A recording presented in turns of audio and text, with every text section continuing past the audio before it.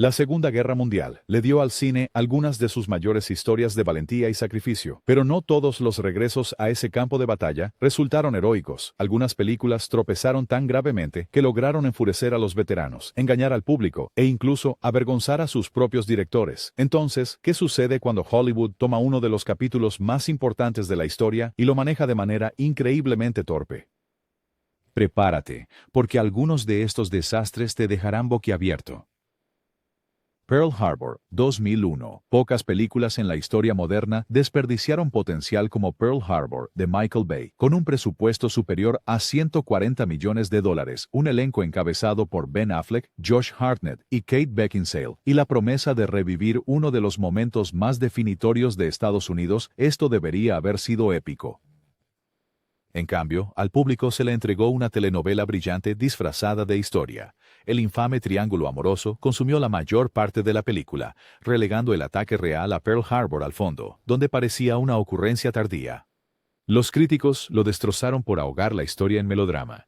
En lugar de mostrar el valor de los soldados, enfermeras y civiles que soportaron el ataque, la película redujo la historia a dos pilotos de combate convertidos en superhéroes de acción.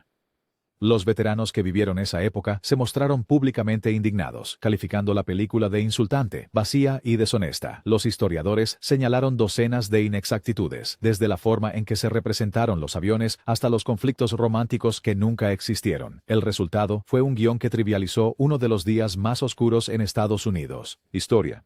Michael Bay puede montar explosiones mejor que la mayoría de los directores, pero demostró que el espectáculo no puede salvar una mala escritura. Pearl Harbor ganó dinero en taquilla, en gran parte gracias a una fuerte campaña de marketing, pero su reputación se desplomó rápidamente.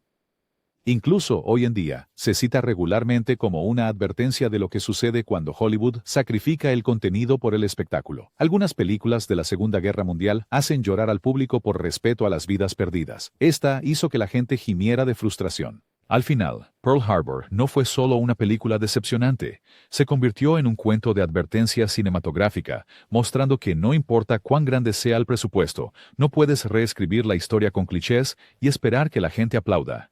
1941, 1979. Sí, incluso Steven Spielberg puede fallar, y 1941 es prueba viviente. Tras los triunfos consecutivos de Tiburón y encuentros cercanos del tercer tipo, Spielberg estaba en la cima de su carrera cuando decidió abordar la Segunda Guerra Mundial, pero con comedia. En teoría, sonaba como un éxito. Los Ángeles descendiendo en caos después de Pearl Harbor, un elenco de ensueño que incluía a John Belushi, Dan Aykroyd y Ned Beatty, y la comedia con el mayor presupuesto que Hollywood había intentado. En lugar de una sátira aguda, el público recibió un espectáculo inflado y ruidoso que confundía el caos con el humor. La película costó casi $35 millones, una suma asombrosa para finales de los años 70. Pero el dinero se destinó a elaboradas escenas que rara vez provocaban risas, casas explotando, tanques descontrolados, aviones de combate zumbando. El Boulevard de Hollywood parecía salvaje, pero no tenía ingenio ni ritmo. El mismo Spielberg admitió más tarde que la reacción fue devastadora, diciendo que sintió que los críticos lo trataron como si hubiera cometido un crimen de guerra. Así de mal le fue a 1941. La reacción negativa no fue solo del público y los críticos. John Wayne, el actor más patriótico de Hollywood, se negó a aparecer después de leer el guión, llamándolo la cosa más antiamericana que había visto. Cuando Wayne da la alarma, sabes que has tocado la nota equivocada. Sí, 1941 logró ganar algo de dinero, pero comparado con los éxitos anteriores de Spielberg, fue una decepción que empañó su racha dorada. Décadas después, sigue siendo el cuento perfecto de advertencia sobre lo que sucede cuando un director en la cima de su carrera intenta hacer comedia y falla. 1941 todavía se recuerda no por las risas, sino por ser uno de los raros y espectaculares fracasos de Spielberg. Red Tails, 2012. La historia de los Tuskegee Airmen, los primeros pilotos de combate negros en la historia estadounidense, merecía una película poderosa y compleja. Con George Lucas como productor, se suponía que Red Tails finalmente les daría el protagonismo cinematográfico que se les había negado durante mucho tiempo. En cambio, lo que el público recibió fue una película de acción vacía y demasiado pulida, que valoraba los combates aéreos llamativos sobre la sustancia y desperdiciaba una de las historias más inspiradoras.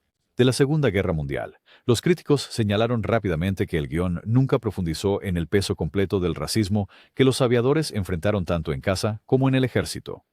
En lugar de una exploración matizada del prejuicio sistémico, la película ofreció un puñado de discursos genéricos y personajes de cartón sacados directamente de una escena de corte de un videojuego. El diálogo era torpe, las apuestas eran inexistentes y los pilotos se sentían menos como hombres reales y más como arquetipos de una línea de juguetes de acción.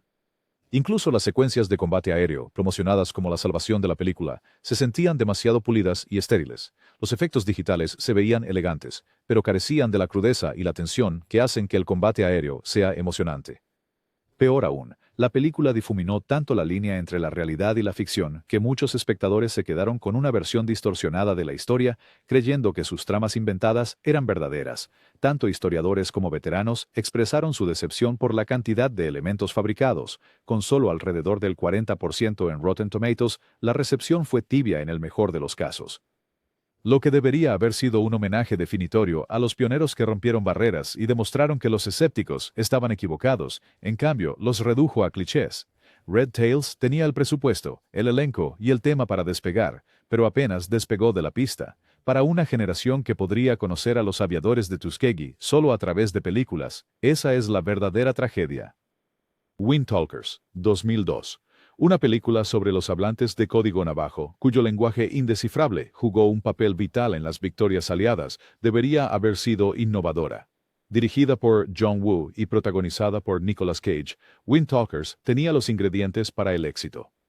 Pero en lugar de destacar a los héroes navajos, Hollywood eligió centrar la historia en el personaje del Marine de Cage, convirtiéndola en otra película de acción genérica. La película reduce a los soldados navajos a personajes secundarios en su propia historia, mientras Cage ocupa la mayor parte del tiempo en pantalla con tiroteos en cámara lenta y drama exagerado. Críticos y grupos nativos americanos inmediatamente señalaron que la película dejaba de lado a los verdaderos héroes. Para empeorar las cosas, el estudio inventó una subtrama completamente falsa, donde se ordena a los marines matar a los hablantes de código si parece probable su captura, un escenario que los historiadores confirman nunca existió. El propio John Woo admitió que quería centrarse en el trauma y la hermandad, pero los ejecutivos del estudio exigieron más acción. El resultado fue una película que no satisfizo a nadie. Historiadores la calificaron de inexacta, veteranos la desestimaron como una fantasía de Hollywood, y el público la encontró decepcionante. A pesar de un presupuesto de más de $100 millones, no logró recuperar sus costos en taquilla. Windtalkers debería haber sido una historia inspiradora de la resiliencia e inteligencia de los nativos americanos. En cambio, se convirtió en un ejemplo clásico de cómo Hollywood puede malinterpretar la historia cuando prioriza las explosiones sobre la verdad.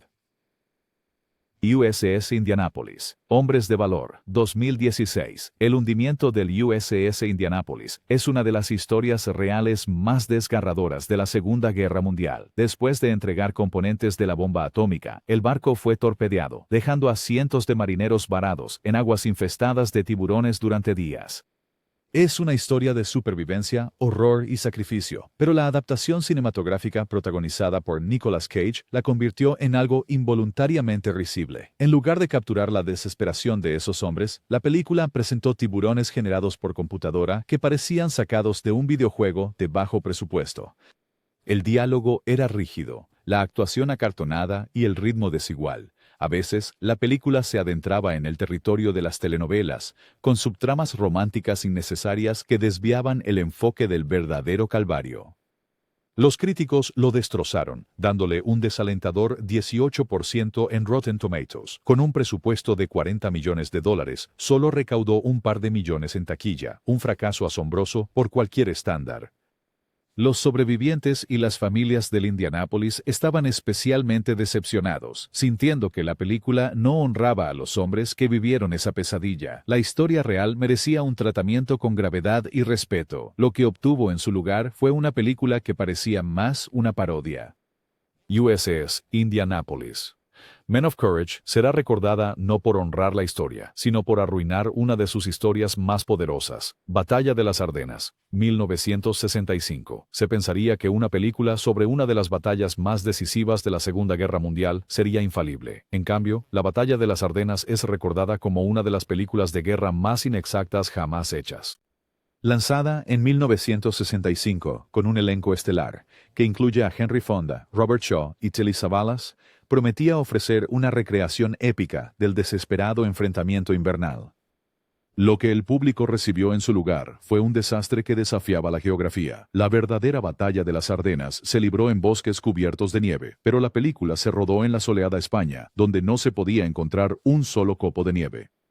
El resultado parecía más una escaramuza en el desierto que la brutal lucha invernal que los soldados soportaron. Los tanques alemanes, tampoco auténticos, usaron vehículos modernos disfrazados para parecer auténticos, lo que no engañó a nadie.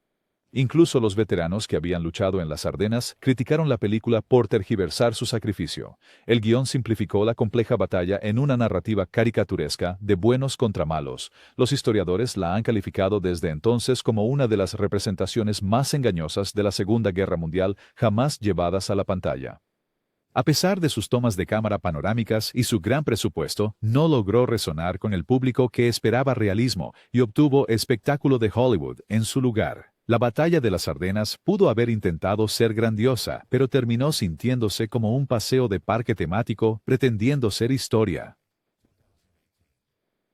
Imagina entregar a Bruce Willis y Adrien Brody una épica de la Segunda Guerra Mundial con un presupuesto de $65 millones, solo para que el producto final parezca un rechazo de ganga.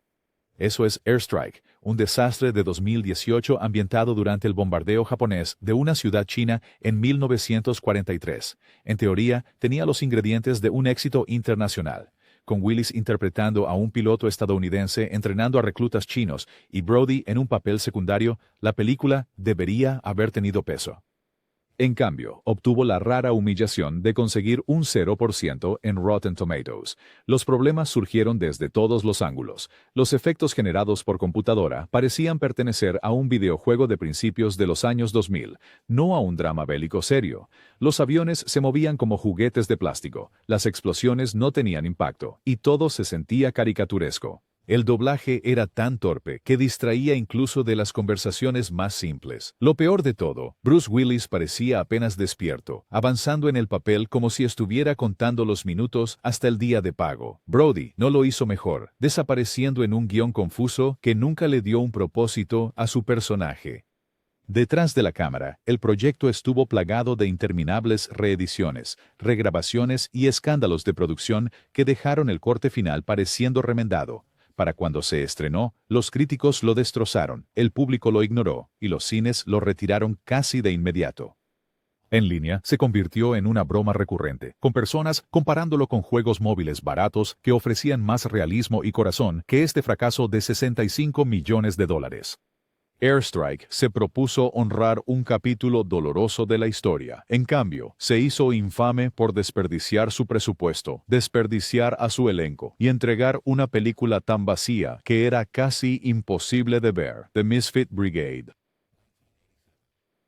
Algunas películas de guerra intentan demasiado mezclar comedia negra con violencia, y The Misfit Brigade podría ser el ejemplo más incómodo de todos. Basada en la novela de Sven Hassel sobre una unidad penal alemana en el Frente Oriental, tenía la oportunidad de ser una exploración cruda de la desesperación y el compromiso moral. En cambio, la película oscila salvajemente entre escenas de batalla brutales y comedia slapstick cursi, dejando a los espectadores inseguros de si deben estremecerse, reír o simplemente apagarla. La premisa tenía potencial. Soldados alemanes condenados, esencialmente prescindibles, son lanzados a una misión peligrosa. Esa premisa podría haber ofrecido tensión y ambigüedad moral, pero en lugar de peso y drama, la película se inclina hacia lo absurdo. El público es testigo de soldados rescatando gatitos de edificios bombardeados, lanzando chistes al estilo de comedias de situación y tropezando en escenas que parecen bocetos rechazados. Lo que se suponía que era humor negro termina despojando a la historia de cualquier poder, reduciéndola a una parodia de sí misma. Las decisiones de producción solo empeoraron las cosas. No se veían por ningún lado tanques y equipos alemanes auténticos. En su lugar, se usaron sustitutos yugoslavos baratos, haciendo que la película pareciera, en el mejor de los casos, una recreación de bajo presupuesto. Incluso con actores como David Carradine y Oliver Reed en el elenco, las actuaciones se desperdiciaron en un guión que nunca encontró su rumbo. Los críticos fueron despiadados, calificándolo de juvenil, sin sentido y francamente embarazoso. Los historiadores lo desestimaron por trivializar la guerra. Y los fanáticos de la novela quedaron desconcertados al ver cómo un concepto tan prometedor se había reducido a una farsa torpe. The Misfit Brigade no es solo una mala película de la Segunda Guerra Mundial, es la prueba viviente de que no todas las historias pertenecen a la pantalla. Algunas novelas deberían quedarse en la página, especialmente si la adaptación les quita toda credibilidad. Shining Through, 1992, con un elenco que incluía a Michael Douglas, Melanie Griffith e incluso Liam Neeson. Shining Through debería haber sido un thriller de espías tenso. En cambio, se volvió tan ridículamente mala que en realidad ganó el Razzie a la peor película. Griffith interpreta a una secretaria convertida en espía que se infiltra en la Alemania nazi, pero en lugar de espionaje, los espectadores son tratados con escenas absurdas como ella horneando pasteles para un oficial nazi mientras supuestamente roba secretos. Los críticos destrozaron la actuación de Griffith, señalando su acento inestable y el hecho de que parecía completamente perdida en el papel. El subargumento romántico con Douglas fue igualmente torpe, arrastrando la película hacia el melodrama cuando debería haberse centrado en el suspenso. Nada del argumento tenía sentido.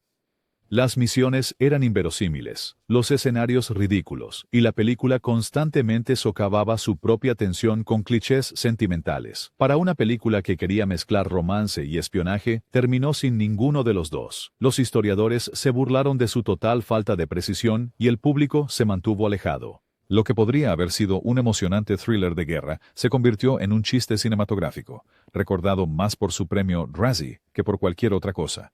Shining Through sigue siendo uno de los casos más claros de potencial desperdiciado en el canon de películas de la Segunda Guerra Mundial. Escape to Athena, 1979. En teoría, Escape to Athena parecía una fórmula ganadora. Roger Moore, Telly Savalas, David Niven y Elliot Gould, todos ambientados en la Grecia ocupada por los nazis. Con tanto poder estelar, uno esperaría una emocionante mezcla de aventura y tensión.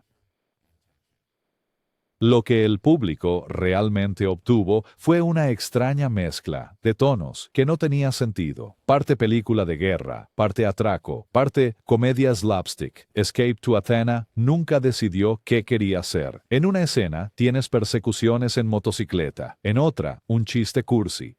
Luego, de la nada, aparece una secuencia de baile disco, rompiendo por completo cualquier atmósfera de realismo bélico. Los críticos de la época lo llamaron irrespetuoso, y algunos reseñistas dijeron que parecía que el elenco simplemente estaba de vacaciones en Grecia mientras las cámaras rodaban. La historia fue trivializada, los actores desperdiciados, y el tono general completamente mal juzgado.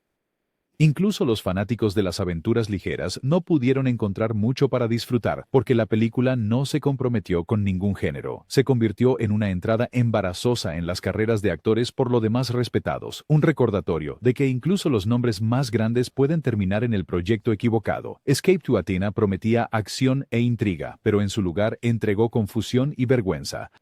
Enemigo al acecho, 2001. La batalla de Stalingrado es uno de los enfrentamientos más brutales y significativos de la Segunda Guerra Mundial. Enemigo al acecho se propuso contar esa historia a través del duelo de francotiradores entre el tirador soviético, Vasily Zaitsev, y un francotirador alemán. Suena tenso, ¿verdad? Excepto que lo que podría haber sido una película cruda y conmovedora se convirtió en una telenovela de Hollywood que perdió el rumbo. En lugar de centrarse en los horrores reales de Stalingrado, la película incluyó un triángulo amoroso entre Zaitsev, interpretado por Jude Law, y una soldado interpretada por Rachel Weisz. El romance no solo ralentizó el ritmo, sino que también se sintió completamente fuera de lugar en el contexto de hambre, frío y bombardeos interminables.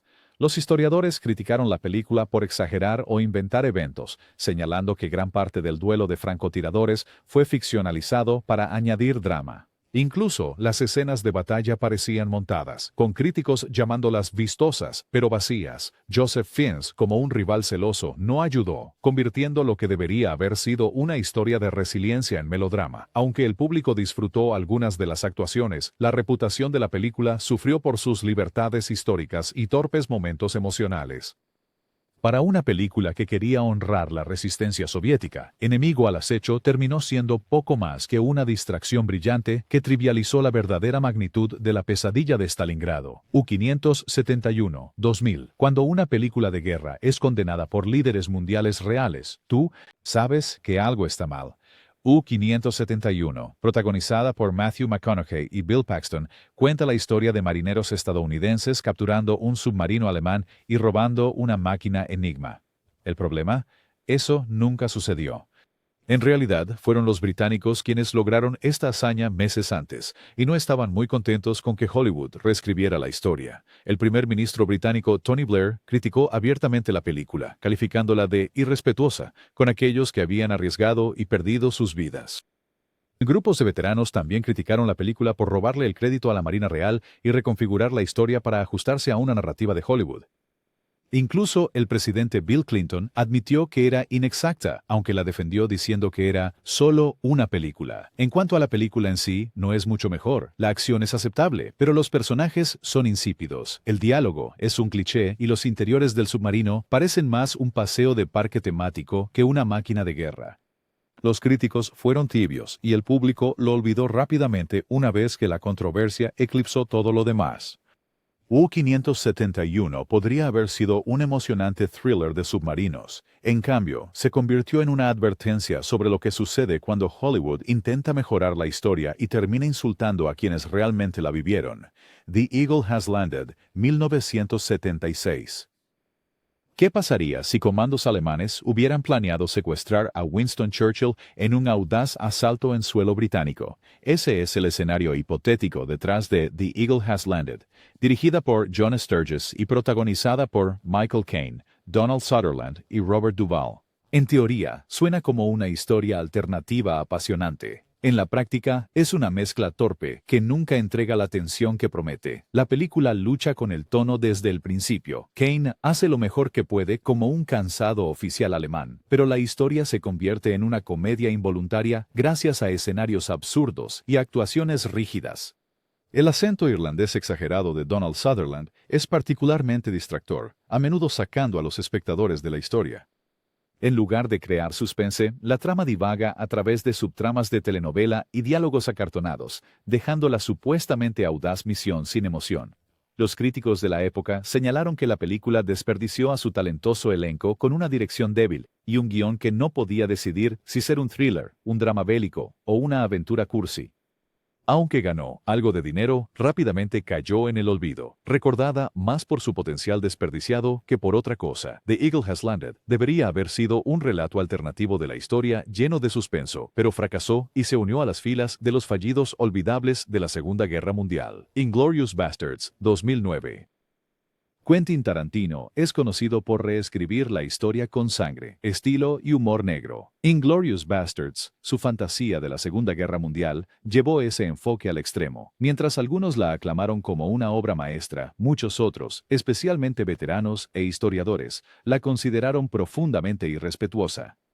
Después de todo, esta es una película donde la guerra es esencialmente ganada por un escuadrón de soldados rebeldes que se abren camino entre los nazis y asesinan a Hitler en un teatro. Los críticos señalaron que, aunque la película tenía el diálogo característico de Tarantino y violencia llamativa, enterraba la gravedad de la guerra real bajo las travesuras de ficción pulp.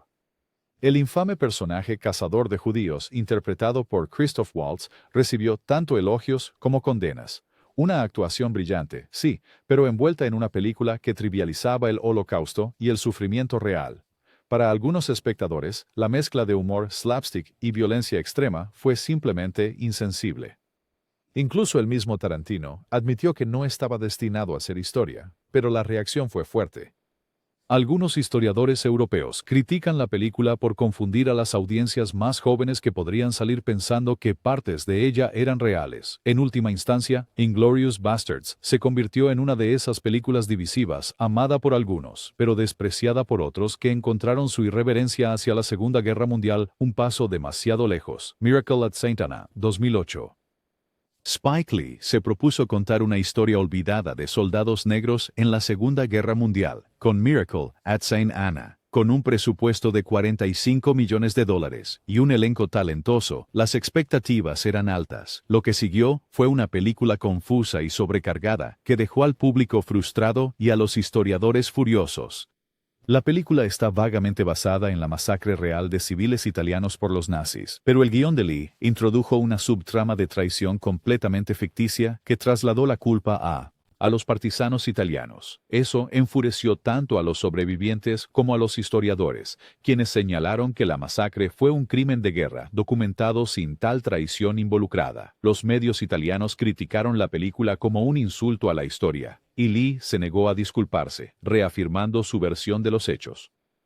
Incluso dejando de lado la controversia, la película en sí es un desastre. Cambia de tono de manera abrupta, mezclando elementos de fantasía, violencia brutal y melodrama en una mezcla confusa. Los críticos la calificaron de demasiado larga, desenfocada y frustrantemente desigual. En la taquilla, fracasó, recaudando solo una fracción de su presupuesto. Milagro en Santa Ana tenía el potencial de arrojar luz sobre un capítulo importante de la historia, pero en cambio alienó a las mismas personas que intentaba honrar. Lo que debería haber sido un homenaje se convirtió en una de las películas más controvertidas y decepcionantes sobre la Segunda Guerra Mundial jamás hechas.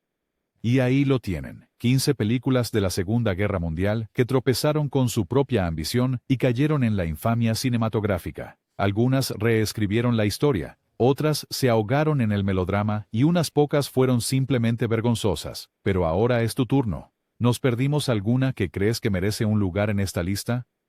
Deja tus pensamientos en los comentarios. Suscríbete para más análisis profundos y recuerda, la historia merece algo mejor que atajos de Hollywood.